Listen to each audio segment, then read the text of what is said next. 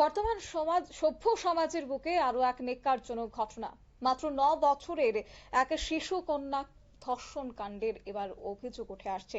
সোনামুড়া থানাধীন বরপাথর এলাকা থেকে এই অভিযুক্ত ধর্ষকের গ্রেপ্তারের ঘটনা এবং ঘটনার সার্বিক বিষয় জানতে আজ সোনামুড়া আসেন ত্রিপুরা শিশু সুরক্ষা কমিশনের দুই প্রতিনিধি চামেলি সাহা এবং গৌতম শীল। প্রথমে তারা আসেন সোনামুড়া থানার সম্পূর্ণ বিষয়টি নিয়ে কথা বলেন সোনামুড়া থানার ওসি জয়ন্ত কুমার দের সাথে এবং তারা অভিযুক্তের গ্রেপ্তারের দাবি জানিয়েছেন। সেখান থেকে তারা যান বরপাথর স্থিত সেই বাড়িতে, তারা কথা বলেন মেয়েটির ঠাকুমার সাথে, ঘটনা সম্পর্কে বিস্তারিত জানেন এবং পরবর্তী সময় তাদের সকল প্রকার সহায়তার আশ্বাস দিয়েছে আজ শিশু সুরক্ষা কমিশনের সদস্যরা। এই বিষয়ে সংবাদ মাধ্যমের নিকট বিস্তারিত তথ্য তুলে ধরেছে রাজ্য শিশু সুরক্ষা কমিশনের সদস্যা চামেলি সাহা। কি বলছে শুনুন। এটা সোনামুড়া বরপাথর এলাকা।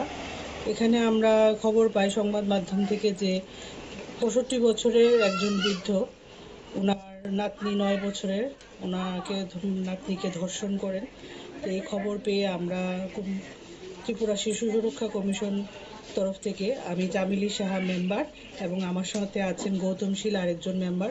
আমরা এখানে আসি ঘটনার সুষ্ঠু তদারকির কি হয়েছে। আমরা থানাতেও যাই, এখানে এসে বাচ্চাটার সাথেও আমরা কথা বলি আর ও ঠাকুরমার সাথেও কথা বলি। যিনি এই নক্কারজনক কাণ্ডটা করেছেন উনি বাচ্চাটার দাদুই হন। আর এই ব্যাপারটা কি বলবো, এটা এত লজ্জাস্কর ঘটনা। আর আমরা থানাতে যে কথা বলেছি ওসি স্যারের সঙ্গে, উনিও আমাদের আশ্বাস দিয়েছেন যে আসামিকে অতি সত্বর ধরা হবে। উনি এখন পালিয়ে আছেন, উনি পলাতক, কিন্তু পুলিশের প্রচেষ্টা আছে, খুব শীঘ্রই উনি ধরা পড়বেন। আপনারা শুনলেন সদস্যা চামেলি সাহার বক্তব্য। অর্থাৎ 65 বছরের দাদুর দ্বারা ধর্ষণের শিকার এই 9 বছরের শিশু কন্যা।